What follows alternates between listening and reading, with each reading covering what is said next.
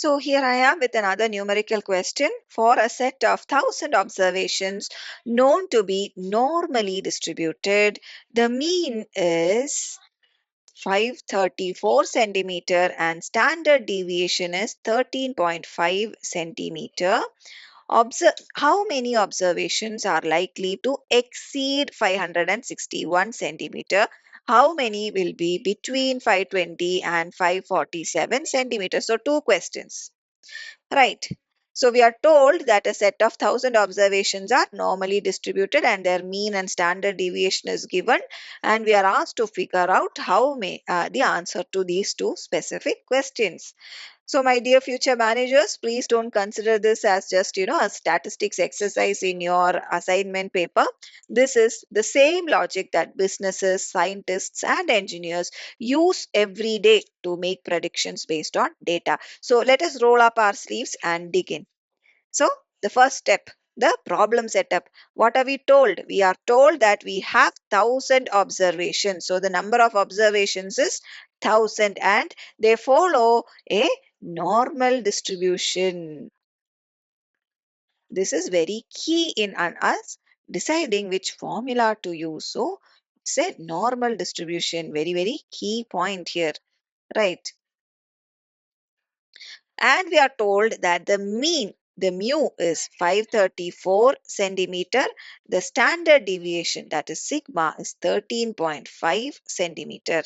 So the first task, find how many observations exceed 561 centimeter. Second task, find how many lie between 520.5 and 547.5 centimeter. So whenever you see a problem like this, you think mean, standard deviation and z-scores. Yes, z-scores. This three is our toolkit.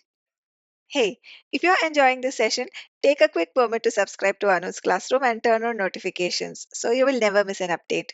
Your likes, shares, and even a super thanks or sticker are little boosts of encouragement that help me keep creating and growing this channel.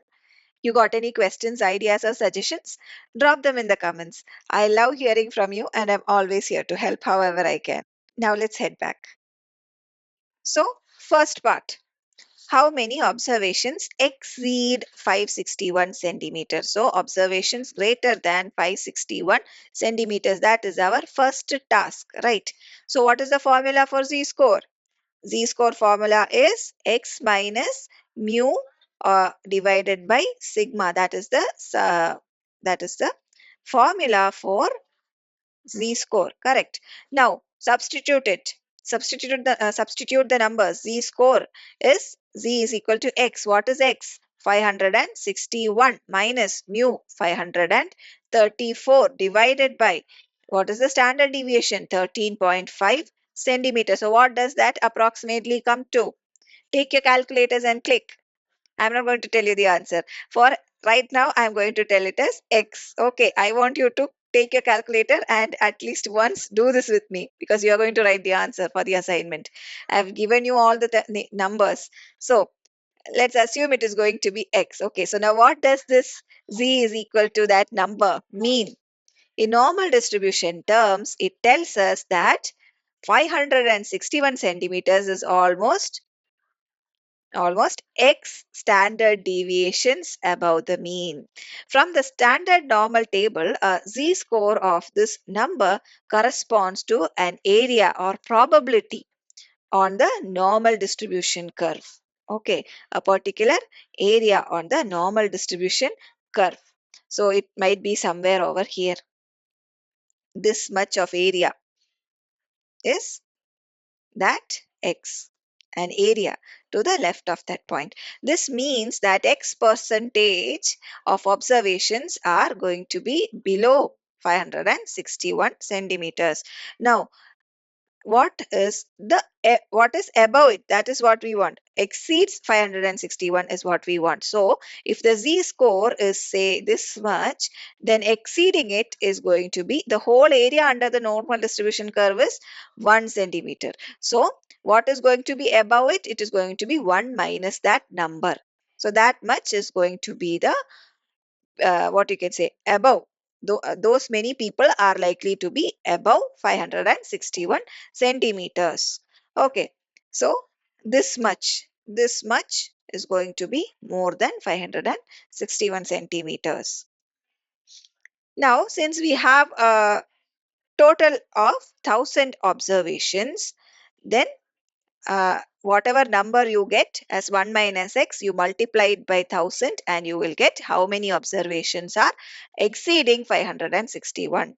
So it is like in a forest of say 1000 trees, how many trees are so tall that they are above 561 centimeters. Okay. So it is like those many trees are above 18 feet. 561 centimeters means it is more than 18 feet. Okay, so the second is how many will be between 520.5 and 547.5 centimeters. So here we will have to calculate two z-scores. So it is, so how many will be between? So that is x is greater than 520.5 centimeter and how much is less than 547.5. So what is the distribution like this? That is the second question. Correct. This was the first question. This is the second question. So now here we have to figure out two z-scores, one for each end of the range. Again, the z-score formula is the same. First, let us find for the lower limit. So in that case, the z-score is going to be 520.5 minus 534 divided by 13.5. Here, for the upper limit also, we have to figure out, that is 547.5 minus 534 divided by 13.5. So two z-scores we have to find. So one of this is going to be a negative number because 520 is less than 534, and this is going to be a positive number because 547 is greater than 534. Okay, so again from the z table you find out what is the z value, the area under the curve for this number and the area under the curve for the second number. Okay. Now, if you don't know how to figure out the area under the curve using the z-score and the z-score table, let me know in the comments. I will maybe do a separate video on that so that you will know. So now that you get, say for example, this is some value a and this is some value b, then you find the difference between this a and b to get the total number of observations that fall within the range of 520.5 to 547.5. That is how you do it. Now, once again, remember, this is not just math on paper. In manufacturing, for instance, if you are producing, say, steel rods, this method will tell you how many of those steel rods are going to be too long, too short, or within that perfect range. In our case, there will be these many too longs and these many within the range, kind of. Okay, so when you're solving such questions in your term and examination, I want you to first identify the mean and the standard deviation, very, very important. And then convert these mean and standard deviation to z-scores. Use the z table to find the probabilities and multiply the proportion by the total number of observations to get the final answer.